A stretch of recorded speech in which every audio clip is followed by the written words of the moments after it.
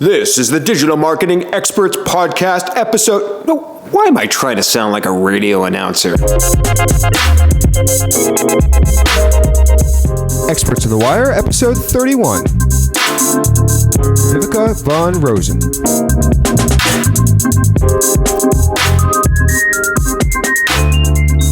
Hey everyone, welcome to episode 31 of Experts on the Wire. I really feel like today's show is going to give the expert listeners a special edge over everyone else on LinkedIn. That's because my guest today, Viveka von Rosen, she focuses 100% of her time and energy only on LinkedIn. She even ranks number one in Google for LinkedIn expert.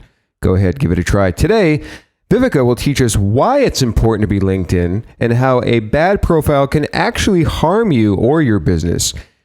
And by the way, this episode is for personal profiles and business profiles. So in either case, we're going to talk about LinkedIn. She gives a full spontaneous critique of my profile, my actual LinkedIn profile with actionable takeaways for everyone.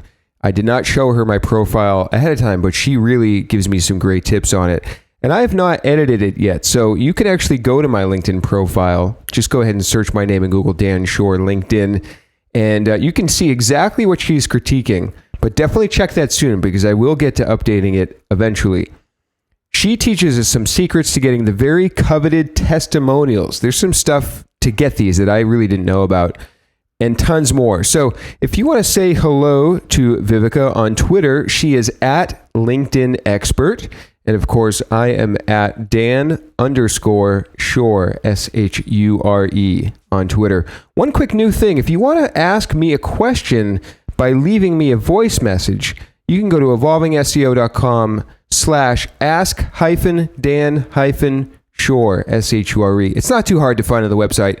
Any page you go to on evolvingseo.com, there'll be a little thing on the side where you can click on that and leave me a voice message and ask me a question. I'm going to do an episode coming up in the future where I'm just answering people's questions about SEO, content marketing, blogging, keyword research, all that stuff.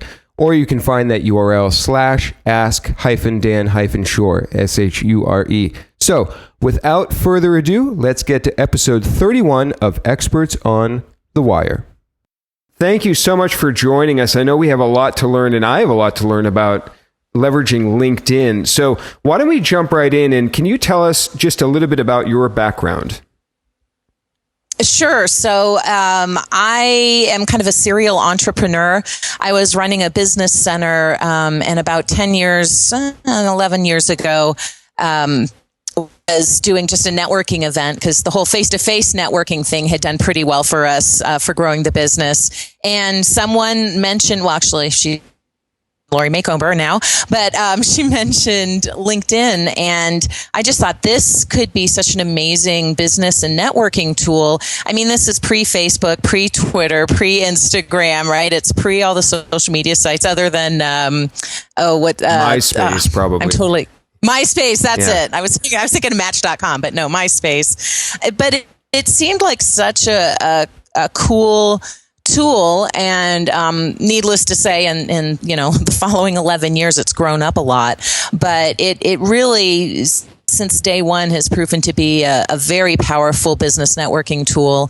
I just kind of tried to learn as much as I could about it. The only book out there at the time was Jason Alba's I'm on LinkedIn Now What, which was a great book, but there wasn't a whole lot to learn about LinkedIn and how to use LinkedIn. So we just kind of, winged it. And it's like I said, it's grown up a lot. There's a lot of resources out there now, but it's still just a very, very powerful business tool. And what was your business at that time? Oh, I was running a business center. So virtual offices like Regis or Workfront, some of those cool places. Got it. And bring us up to today. What is your day-to-day? What is your kind of, business activities look like today? Yeah, so a lot of interviews, writing. I'm in the process actually of writing two additional LinkedIn books right now. Working with clients one-on-one. I do a lot of work with executives, teaching and training sales teams how to use LinkedIn, and then flying around the world and speaking to associations and businesses about LinkedIn. It's all about LinkedIn. I don't do anything else really. Wow, that's awesome. So it's really great to have you on the show, like somebody that specializes in specifically LinkedIn so much. So I can't wait to just dive right in. So let's, you set up a little like why LinkedIn is important. Can you dive a little bit deeper into that? Like what's so important about people and businesses being present and leveraging LinkedIn? Well, first of all, I think the biggest mistake that people make is at some point in their business careers, they've created a LinkedIn profile and then completely forgotten about it. The problem with that is that Google and LinkedIn have some kind of weird relationship going on. And chances are if someone's Googling you, whether you're looking for a job or you're a consultant or a contractor or even an entrepreneur, if you've got, if your business presence, if your personal brand is important and people are looking for you online and they're finding your LinkedIn profile and it looks horrible, it really can negatively affect your business. So the first thing to be aware of is if you've ever dallied in LinkedIn, please just take an hour and go in and make sure that your content is up to date, that your picture is up to date.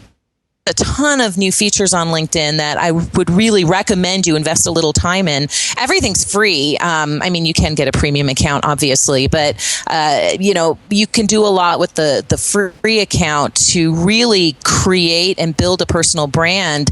And like I said, it doesn't matter if you're working for a company, if you're looking for a job, if you have your own company, if you are in business, whether it's business to business or business to consumer, or you're in government work or you're a nonprofit. If you have a business brand and a personal brand, you just want to really make sure that you look okay on LinkedIn, number one. And then number two, make sure that you're using LinkedIn to find, connect with, and engage with the very people who can help you build your business, whether they're vendors or strategic partners or clients or employees.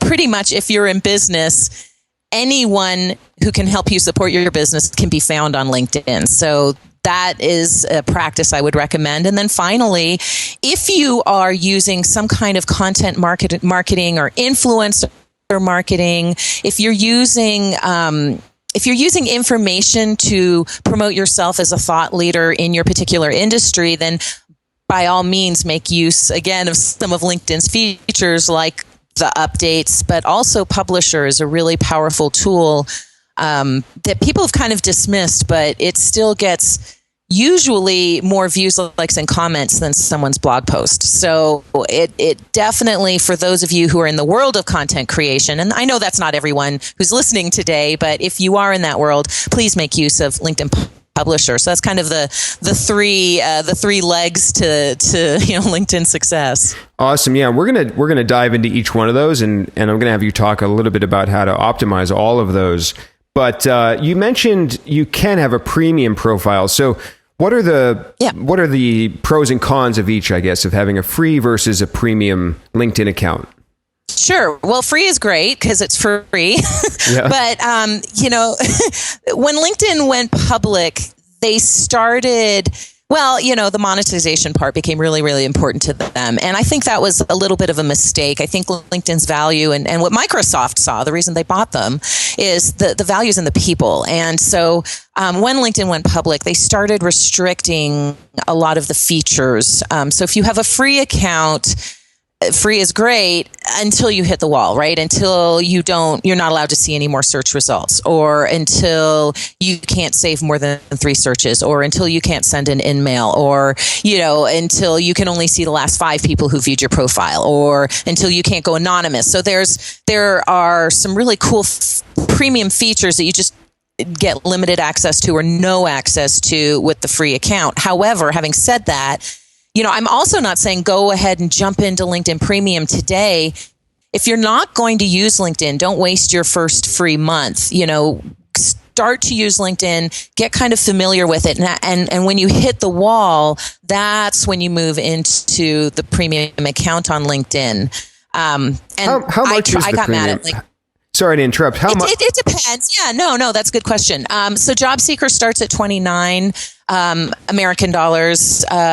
Business Plus, I think, is 59. Starts at 59, and then Sales Navigator, which I'm actually not a huge fan of, starts at 79. And so you guys know, I really tried to go free. I got really mad at LinkedIn because they without my permission upgraded me into Sales Nav, and I'm just not a fan of that particular premium account. So I was going to show them, right? So I dropped my, because $60 a month was really going to affect LinkedIn. Right. But I dropped my premium account. This was over the holidays, and I still only managed to go 2 weeks before I had to bite the bullet and re-engage in the premium account. Yep. So I find it invaluable, but this is all I do for a living. So I pretty much have to have a premium account. But for most people, use free until you can't anymore, and then go for the 30-day free upgrade. And then you can, and then hopefully if you're using LinkedIn correctly, it'll pay for itself. It might even pay for the whole year in that first month that you're using it. But, start free. Right. And so is premium only for personal accounts, or is there premium business accounts as well? It's only for personal accounts right now, with the exception of some of the enterprise premium accounts, which, quite frankly, you have to have like a $25,000 a quarter marketing budget to get access to. Those play with the company pages. But for most people, when I say premium, I mean, personal accounts. Yes. Got it. Okay. Let's dive into the profile setup. And in a moment, I'm going to send you my LinkedIn profile, and we should definitely make sure we're connected. And I think one way my audience might learn really well in this particular interview is just if I kind of use my profile maybe as an example in some cases. So I'll send that. I'm going to Skype that to you right now in the chat. And I want to make sure we're connected, and we can reference that. But let's talk in general. What are some best practices for setting up your personal profile, as well as maybe some mistakes to avoid? Okay, well, exactly. So, and I noticed just as you sent me that link, you've personalized your URL. And that's definitely one of the first things that everyone should do, because it gives you a little bit more control over what people see when they Google you. So you've got linkedin.com/in/evolving Dan, which is so in alignment with your brand, as well as the fact that Dan Schur, your first name, last name might have been taken already. Right. So it was, exactly. So that's what I would recommend to people. Like, I got LinkedIn Expert, and while I would really like to have Viveka von Rosen as my URL, and I am the only one, as far as I know, the only Viveka von Rosen on LinkedIn, with its 450 million members. It's still LinkedIn Expert gets me found on Google. Yeah, right? If I just searched LinkedIn Expert, sorry to interrupt, I think our Skype connection is slightly delayed, but you rank number one with your LinkedIn page for LinkedIn Expert as a search. It's very, very clever. And that was a lucky accident. When they came out with these unique URLs, and I think it was 2006 or 7, I just jumped on it and got it first. But I couldn't pay for that kind. I mean, I can't tell you how many people reach out to me for interviews, for consulting work, etc. Because when you Google LinkedIn Expert, my name comes up first. So that goes to the rest of the audience. If you're listening, please see if your area of expertise is available. It's probably not. But if it is, grab it. Grab your name if, as a maybe a second alternative. If your name is taken, you can use a middle initial or a portion or all of your company name. But regardless, if you can customize that URL, it's right underneath your picture. So when you're in edit profile mode, which is the default, if you just click on the profile link, the edit mode is the default. Right underneath your picture is that URL. And right now it probably says linkedin.com/in/first name -last name and a bunch of numbers and letters. Well, you can customize that just by clicking on the little settings cog to the right of it. So that's one thing I would recommend right away that you've done. The second thing is have a good picture that resembles you. And you absolutely look like your picture, because as business people, yeah, you do. I mean, and you're wearing glasses today, but other than that, But the thing is, when you go to a conference, when you go to a trade show, when you go to meet a new prospect or client for the first time, they'll probably have researched you. And if you don't look like your picture on LinkedIn, first of all, they may not recognize you, which is never a good thing. Secondly, there's like a disconnect there. I mean, if you have like such a Photoshopped photo that they would, it's almost like you're lying to them. So, right. This century, guys, I've definitely seen some 1990s shots there. Make sure it's just you, not you and your wife, or you and your husband. There was literally a couple. They created a couple profile. It was Chris and Pat, and I mean, I don't know which one's Chris and which one's Pat. I wish I grabbed a Photoshop of that. That is funny. So close up smiling this century, and a nice smile takes care of a lot of things like wrinkles, and it doesn't do anything for receding hairlines, but as long as it's a close up smiling image that's approachable, because we want you to be approachable on LinkedIn and in real life. The other thing, which Dan, you don't have yet, I'll send you the link to I'll send you a link to my template. There, you can add a background image, and we would never dream of being on Facebook without that banner image. We would never dream of being on Twitter or as business people, or on YouTube without the custom background image, which is usually branded to your company. Well, you can do that on LinkedIn too. It's a little funky, and you might have it. It just might not be loading today, but it's a little funky. You can only kind of do the outer edges. All the other social media sites have better background image. Is this template that you refer to, do you have a link to this template that the listeners can go check out? If you can send it to me, and we'll put it in the show notes. Okay. All right. Is it normally something that people pay for or download, or? Yeah. Well, it's program, but you know what? I will absolutely share it with you and your followers for sure. So very kind of you. Thank you. We'll put it in the show notes. Okay, perfect. Yeah, because that background image, it's a Dropbox link. Dropbox link, easy for me to say, right? Yep. That background image is good for a couple reasons.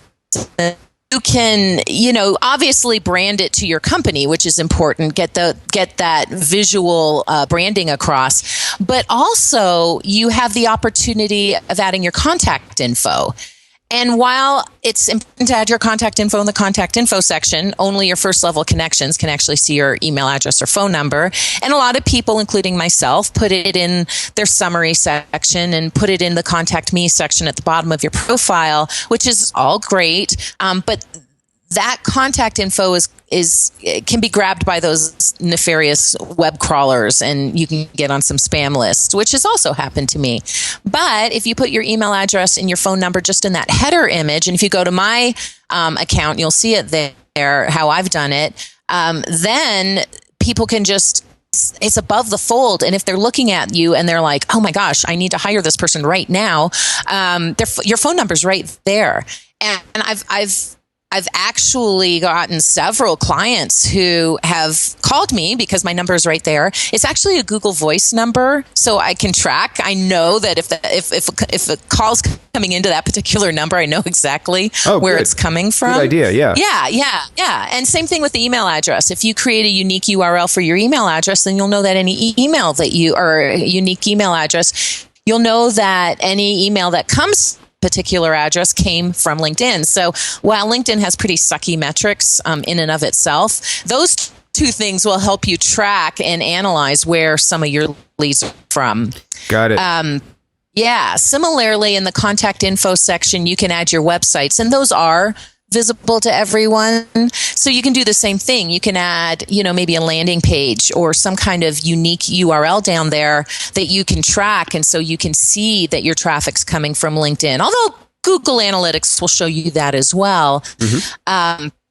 And just like a little bonus around the website information, if you click on other, they have a lot of options. My personal website, business website, blog, portfolio. But if you click on other, which is at the very bottom, it actually opens up a middle field, and that allows you to describe your website. So you could say, Yeah. And so instead of company website, you could say, click here to see evolving SEO, or, read my blog here, or listen to my podcast here. And as any time you add a call to action, it's going to drive more traffic. So even if you just get the background image, customize that URL, add your unique website links, get a good photo up there, even if you just do that, which should take you about 10 to 15 minutes. I use Fiverr, by the way, for my background images. It's $5. It takes them about 3 days. Because I'm graphically impaired and anything I ever do looks horrible. So yeah, just hire a professional to do it. It doesn't have to cost a lot, obviously. But yeah, within, maybe 15 minutes of your time, you can already create a more professional looking profile. And then the only other thing I would add to do is make sure you make use of the summary section, which is 2,000 characters telling people why they should work with you. And a lot of people just copy and paste from your resume, then have nothing there at all. Or your About Us, page on your website if you've got a website. But I would really take a little bit more time with that summary section, maybe an additional hour, and think about, what makes you different from everybody else out there? Why would someone want to work with you? Do you bring to the table? You could throw some testimonials in there, a few lines of testimonial. And if you don't know why people should work with you, or you don't know what makes you different from everybody else, ask your clients. Just say, hey, why did you choose to work with me? Hopefully the answer isn't always, well, you were the cheapest, but ask them, say, hey, why did you choose to work with me over, say this other person? Or why did you hire my company as opposed to other companies? What was it that made you choose us? And take their answers and craft that into this little 2,000 character summary section. And if you do that, it doesn't even really matter what you do with the rest of your profile. You should spend some time on it eventually and make sure it's up to date and all your awards are there and your projects are there and your experience is there. But if you even just do those few things, you'll blow everyone else out of the water, really. And then the other thing is you can add media now. So you could add your blogcasts. Add your top 10 blogcasts, like your top most ever viewed blogcasts, which of course will be mine. No, but you can add any kind of link. So if it's a Vimeo, a YouTube, a blogcast link, you can add website links, you can upload PDFs, you can upload JPEGs, you can upload PowerPoint presentations, you could put together, I'm just talking to you now, but anyone who's listening, you could put together a slideshare presentation with examples of your work in it. And what's nice is when you upload a PowerPoint presentation, if you choose to, LinkedIn will actually make a SlideShare account for you, which will get you even more visibility. Wow. Yeah, so there's a lot that you can do. And this is all free. Nothing I've talked about yet is premium. So that's absolutely, do those few things. Now we're looking at maybe a 2-hour time investment. But if you do those few things, it could actually drive business your way as opposed to costing you business. Yeah, totally. I want to pause on this summary thing just for 1 second. I want to make sure the listeners and I also understand. So this is obviously the part that says summary. Now I see a little arrow where I can kind of bump this up, up or bump it down to make it more visible. Yep. Do you recommend that this always be the top thing in your profile? Because I think I've kind of bumped mine down because I haven't updated. Yeah, I haven't updated it in. There it is. I see it. Yeah. Yeah, it's been about 4 or 5 years since I've updated it, I think. So I probably bumped it down because it's not updated. Yeah. Exactly. So yes. So you can, anytime you see that little arrow that Dan's talking about, you can absolutely move those sections around. So I see that you've done that now. So yay, you have it. Right now, it's just kind of a list of keywords, which, by the way, copy and paste that list of keywords essentially into your interest section. and then use the summary section really to talk about search engine you're beyond kind of just search engine optimization now, but to talk about what you're doing, to talk about why people choose to work with you, to talk about your blogcast, and then you can add the media down there too. But yeah, I would work on that and then pop it up a little bit higher. So the media you're referring to adding, that's within the summary. I see links where I can add document, photo, link, video, presentation. So you're saying to add those within the summary section. And experience. But I would lead with summary because it's really where you get to talk to your audience as opposed to experience, which is a little bit more of your resume. Yeah. So the summary should be like a conversational sentences and paragraphs talking to the person. And the other areas are the opportunity to kind of list your, like you said, your resume-like things. Exactly. And, you've got 1,000 characters per experience section. So 2,000 in summary, 1,000 per job or per experience. And you can add media there too. Okay. So I would do a lot more with what you've done. You've got Evolving SEO, which is we help communities grow their business with revenue, measurable organic search strategies and execution. We do this by, here's some examples of who we've helped. Here's a testimonial, right? So you can add all of that additional information in there, as well as examples of maybe websites of people that you've helped. I love it. Yeah. I'm going to break down this is really helpful for me. I want to make sure it translates to listeners. Sure, of course. That it's not, because I don't want this just to be for me, which of course is great. I'm going to go do these things right after our call. But for the listeners out there, so it sounds like kind of step one is look at the top of your LinkedIn profile. Make sure your images, your background image, like you said, all the contact info, all that stuff above the fold is really solid, filled out. Listen to the tips that, I'm going to pronounce your name again, Viveka gave us. I got it right. And then secondly, you're saying to really focus on that summary section after the kind of the top section is. Okay. So that's a great kind of step-by-step for the listeners. Are there any other key profile page things that you recommend people do or mistakes you see that people make before we kind of jump into a few other aspects of LinkedIn? Yeah, and I'm going to use you as an example again, but obviously listeners think about yourselves too. So yes, you want to lead with what you're doing right now, which is you're a consultant and you're the owner or the founder of Evolving SEO. And like I said, you've got that 1,000 characters to really tell people why they should hire you in your company. But it says experience. It doesn't say jobs. So I would absolutely have your podcast in there because your podcast is most definitely experience and it gets you visibility and it's something people should know about. So you would definitely want to add, you in particular would add your podcast. If you are an author, you would add your book in here. If you are a accountant, and you do some volunteer work for the local county, you might add that in, even though it's not your main job. If you're an artist, you might add your storefront here, or you might add, my portfolio. The name of your company is My Portfolio, and your title is artist, and then you can talk about the type of art you do. So think about beyond your job, what experience do you have?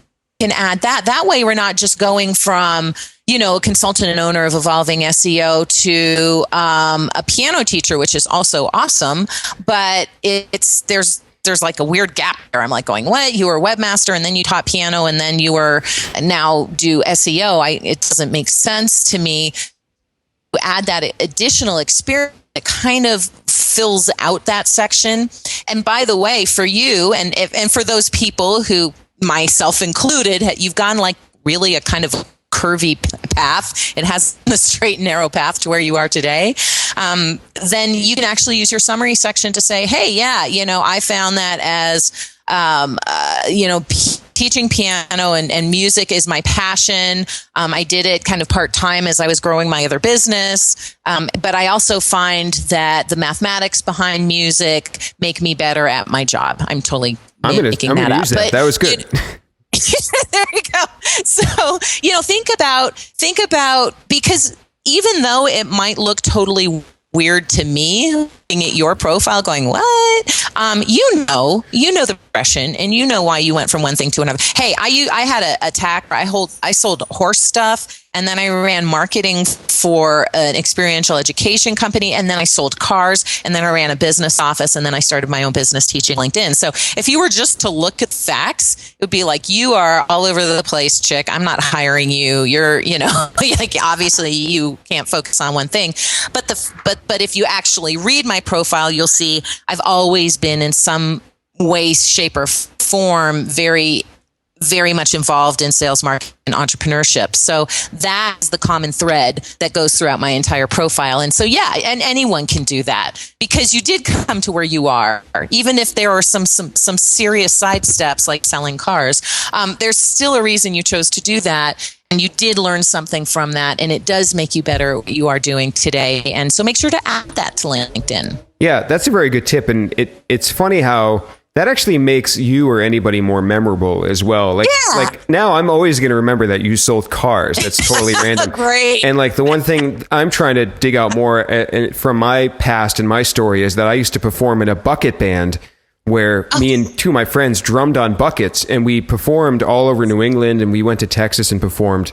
And I don't really know of many people that have performed in a bucket band live on stage, but the funny entrepreneurial tie-in is that I didn't know what marketing or direct mail marketing was, but I had the idea to mail postcards to 500 schools in our area, pitching them our show. And we had never done that before. It was just something that came to me, and we bought the 500 stamps for 20 cents each, which was very cheap at that time, and mailed them out. That just aged you.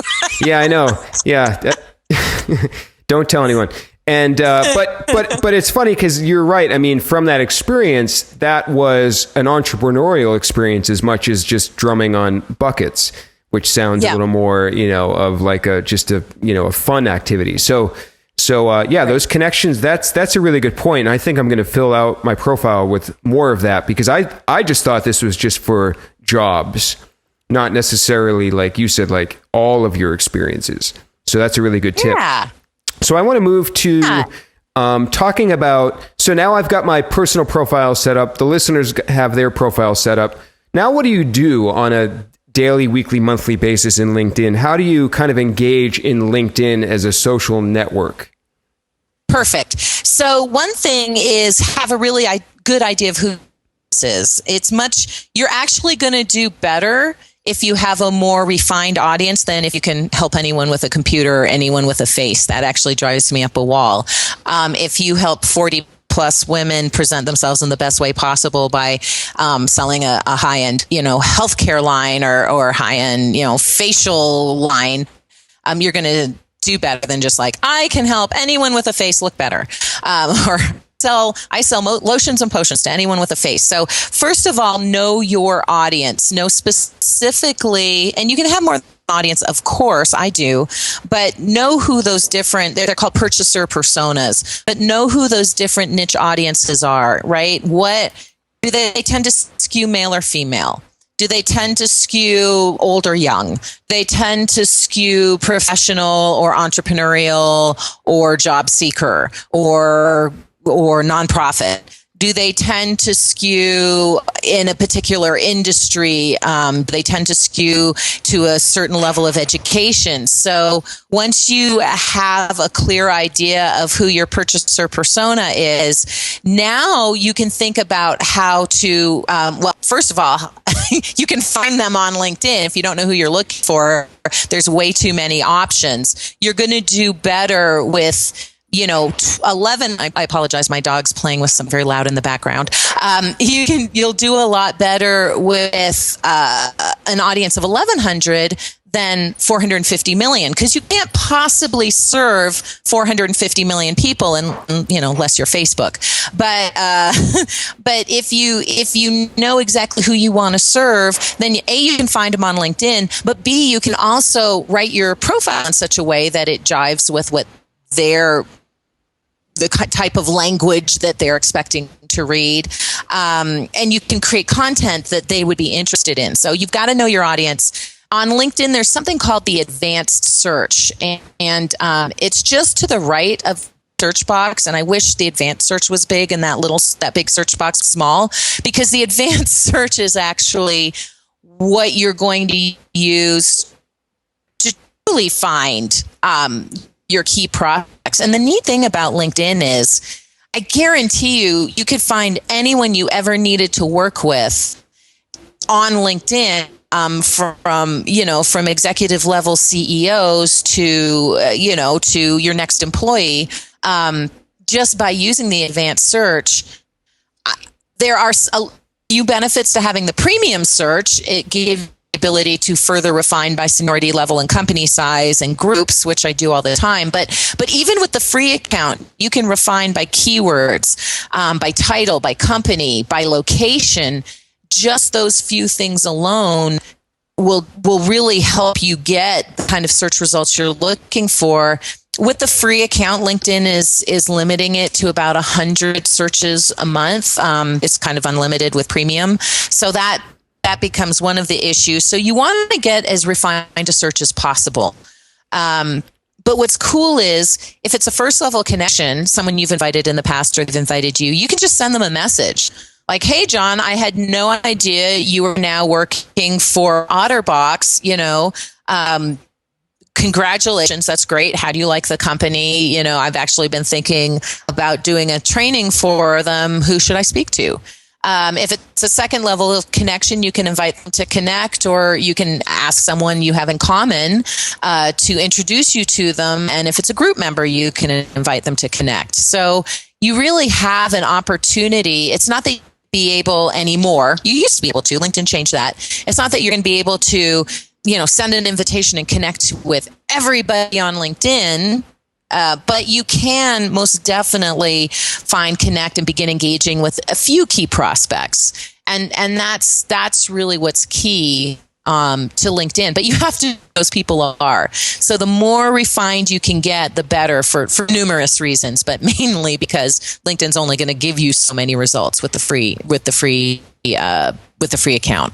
Awesome. Yeah, I encourage everyone to use the advanced search in LinkedIn. I use it all of the time to find people, and it's so helpful. And like you said, when you're connected via second or even third connection, you can still find a way to get in touch with them. Once you know who your target audience is, can you talk a little bit about things like, should I be posting content like in my feed on LinkedIn? Should I be engaging with other people's posts? And should I be maybe going to like groups and communities and engaging in those as well? Yeah, all of the above. So when you on your homepage, you can see who's viewed your profile, and when you look at that, you can kind of see the trend of how many people have viewed your profile, how often. And the reason you want to look at that is, what you will notice is, once you start posting updates, the views go up. They just plain and simple go up. So it absolutely is worth sharing an update or two a day. There's something called the LinkedIn sharing bookmarklet, and I'm actually going to send that link to you. But it's a free tool that you pull into whatever browser you're using. So whether it's Chrome or Mozilla or Safari, or I forget what the new Microsoft one is called because I don't use it. But I don't even know either. It's like Dash, or let me see. It still says Internet Explorer on LinkedIn. That's funny. But yeah, no matter what browser you're using, you can pull this. There's a little button that you pull into your browser. And so no matter where you are in the day, you might be reading a news article from MSN and think, oh yeah, that's totally, that's what my industry is interested. That's what my network audience would be interested in. You could be reading a blog post. You could be on your own website and have a white paper or, some kind of article or checklist. It doesn't matter where you are. If you just click on that little sharing button, you can share that article, that post, that document to LinkedIn, to your audience, as an update to your groups, actually, privately in a private message to an individual, which is a great thing to do, or even to Twitter, all in just one easy click. And so it doesn't even have to take additional time out of your day. Well, it might minute out of your day, but if you're just reading an article anyway, then you can just click on that sharing bookmarklet, share it to whichever forum you want, and you're done. But by sharing an update every day, whether it's your stuff or, you're creating content and sharing it, or you're curating, you're sharing other people's content, that will views, that gets you more visibility, and that drives business. So most definitely sharing updates is an important thing to do on LinkedIn. Like you said, if you've got a prospect, there's something on LinkedIn called tagging, which is similar to a Facebook list or a Twitter list. You can do it either from your connections profile, or underneath my network, the connections link. You can tag a bunch of people at once, but it's your way of privately segmenting your audience. They don't see, unlike Twitter, they don't see the list that you put them in. But now you can go, okay, hot prospects for April, and you can go through and tag all your hot prospects the month of April. Well, I guess we're in July now, but all your hot prospects in the month of July, and keep in touch with them, right? You can easily find them, go to their profile, comment on their updates, and that begins to create a sense of familiarity between the two of you. So even if they don't know why, when your name comes up, you're like, Dan, sure, yeah, that name is so familiar. Why is that name? I don't know why that name's familiar, but yeah, he seems like a nice guy. I mean, my impression is he's a nice guy. So when Dan reaches out to say, hey, will you do my podcast, I'm much more likely to do it. It's similar to liking and retweeting people's tweets, to liking and sharing and commenting on people's Facebook posts. You do the same thing. It's just on LinkedIn, but it creates that top of mind awareness. And then finally, as you mentioned, groups. I'm not as much a fan of groups anymore. I think with their latest change that LinkedIn made, they made groups less visible to the common user. And so they're just not as active as they used to be. Now, the good side of that is there's a lot less spam on them too. But yeah, if you have a minute or two a week, choose your top, 2 groups and go in and comment. Liking doesn't do much, but, commenting on someone's post, especially if they are someone that you want to be doing business with, builds that top of mind awareness.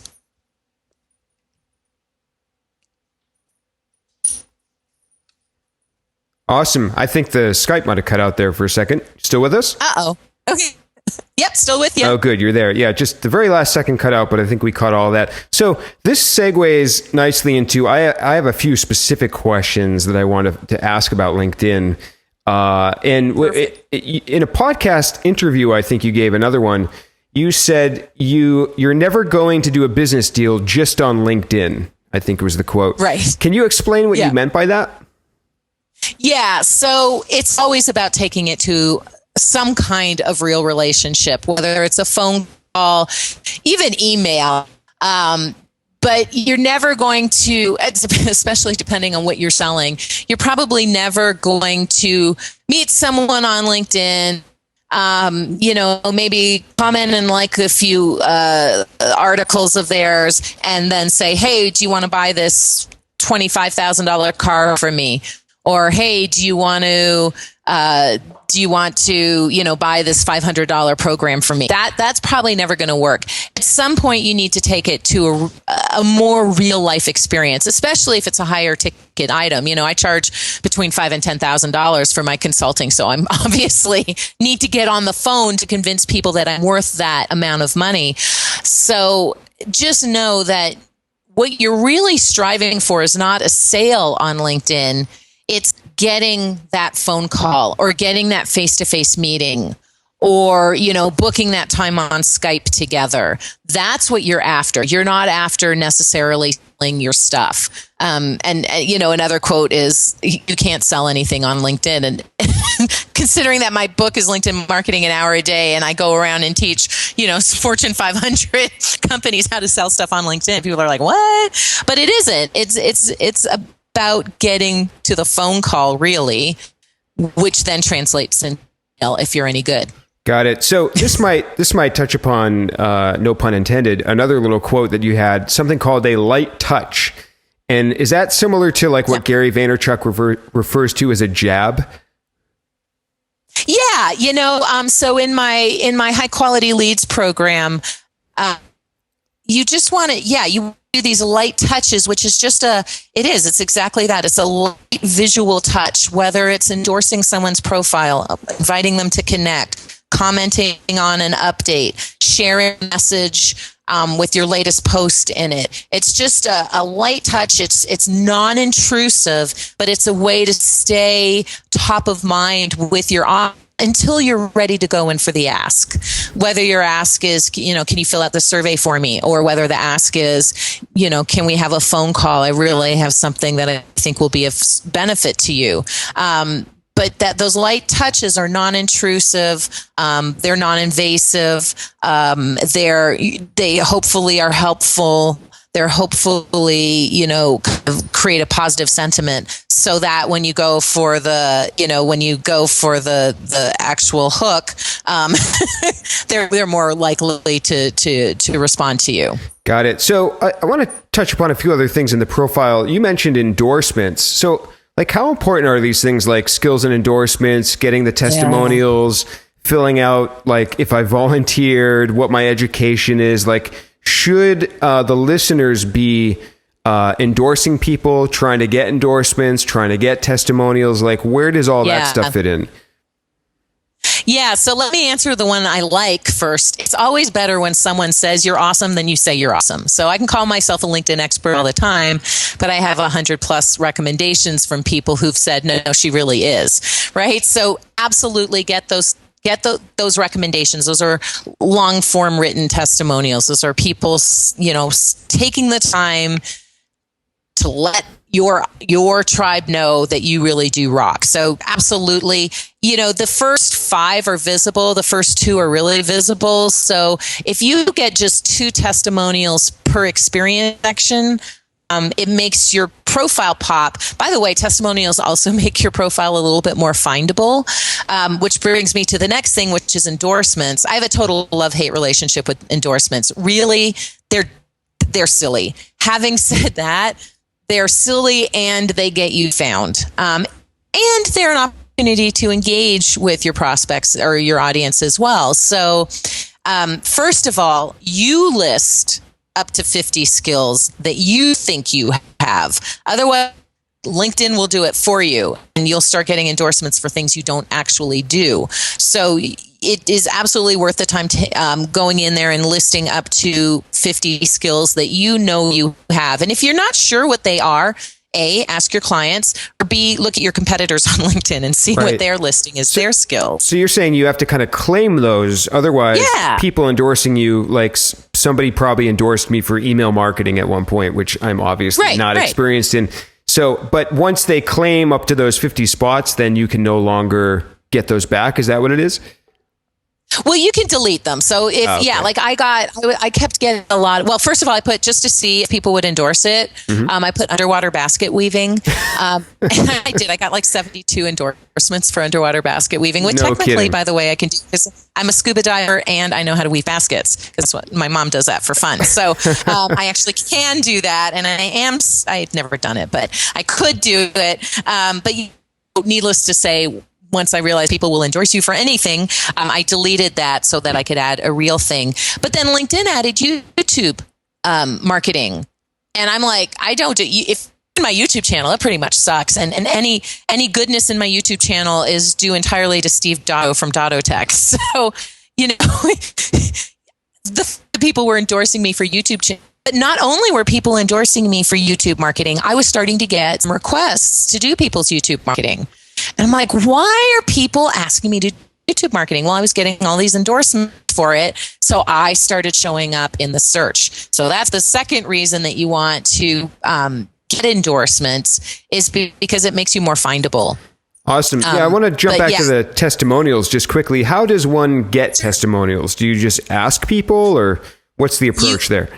Yeah, you just ask. Okay. And really hard to find now. LinkedIn has made them almost impossible to find. If you want to give someone a testimonial or a recommendation, if you go to their profile, next to send message, there's a drop down. And the drop down one of the options is actually send or give recommendations. So that's if you want to give recommendations. If you want to get recommendations, though, if you already have recommendations, you can scroll way to the bottom of your profile to where your recommendations live. Click on the manage link, and from that page, you can ask for a recommendation.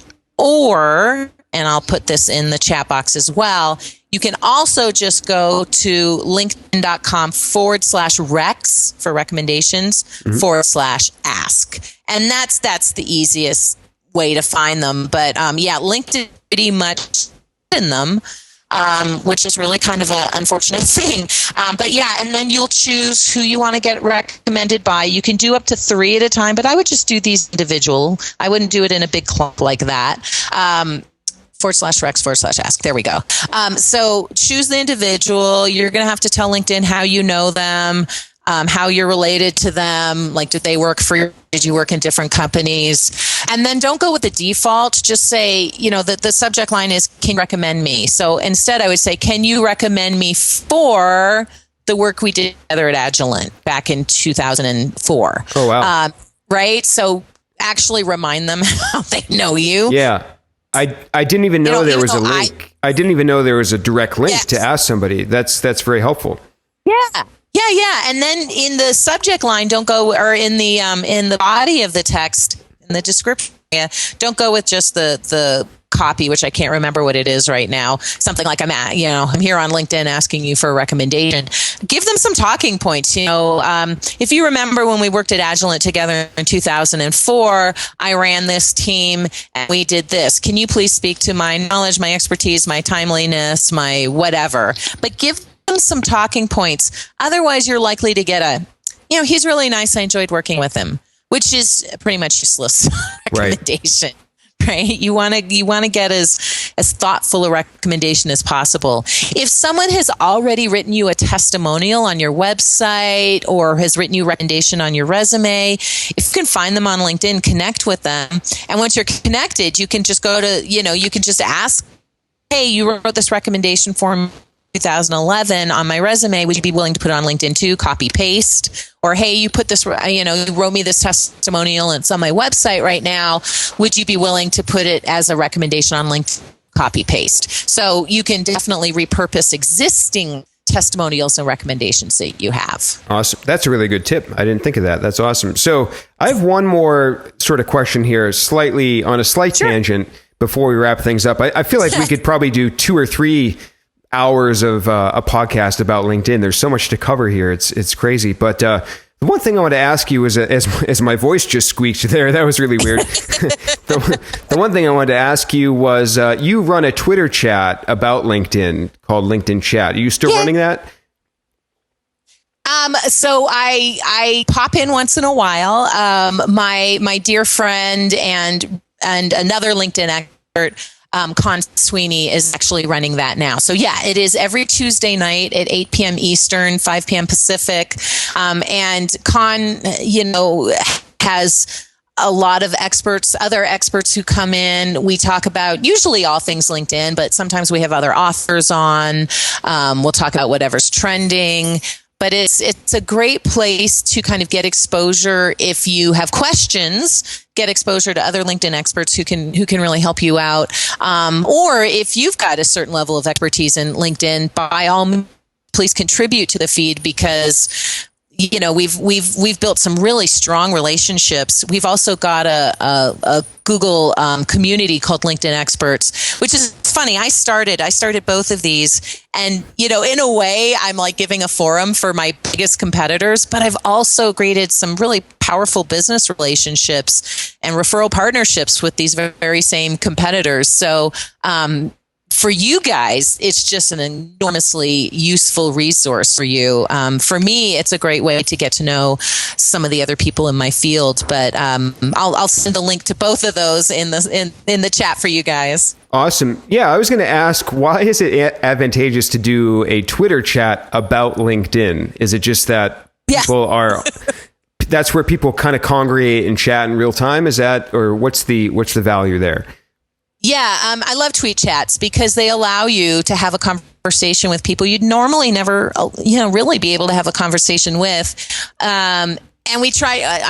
Social Media Examiner used to do Twitter chats and Facebook, and do these Facebook chats at the same time, and that just the Facebook thing never worked out. And needless to say, there's no tool or feature that you can use on LinkedIn to chat. So Twitter really is the best place to have this kind of online conversation, and it's so open. Like, you don't have to be following each other. You just have to be at that, you are at that thing, that particular hashtag at the right time, and you can really start conversations with new people in there's just all kinds of tweet chats out there that are phenomenally useful.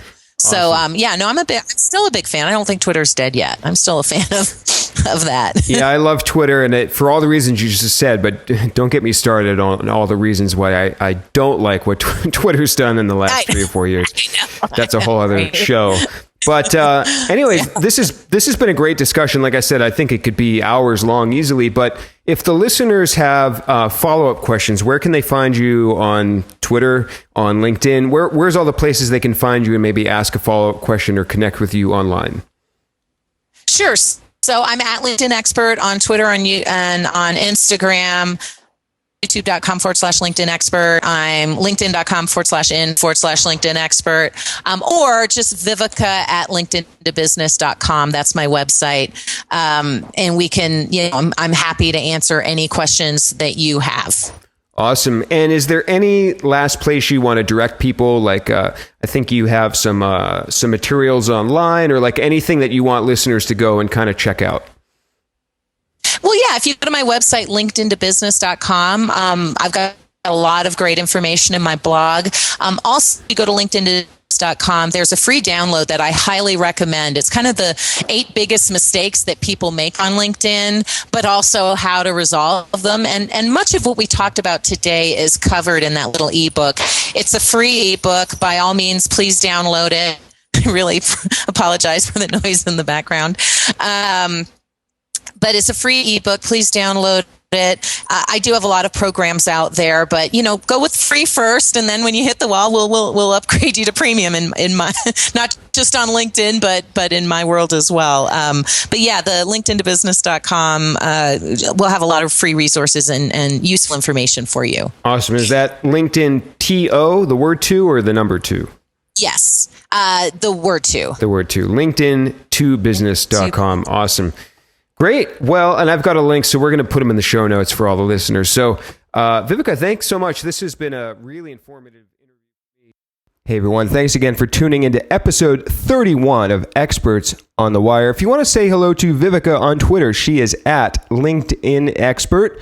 I am at Dan_Shore, SHURE. And again, you can check out my current LinkedIn profile. I have not edited anything. You can see exactly what she was critiquing. And you can go to evolvingseo.com and leave me an audio question, which I will play and actually use on a future upcoming episode of Experts on the Wire, where I answer your questions about SEO, blogging, content marketing, keyword research, anything kind of in that realm. Leave me a question and I will be happy to answer it. Thanks again, everyone, and I'll see you next time on episode 32 of Experts on the Wire. It is a special episode coming up, which giving you a little tease there, so definitely tune in for that, and I'll see you next time. Thanks.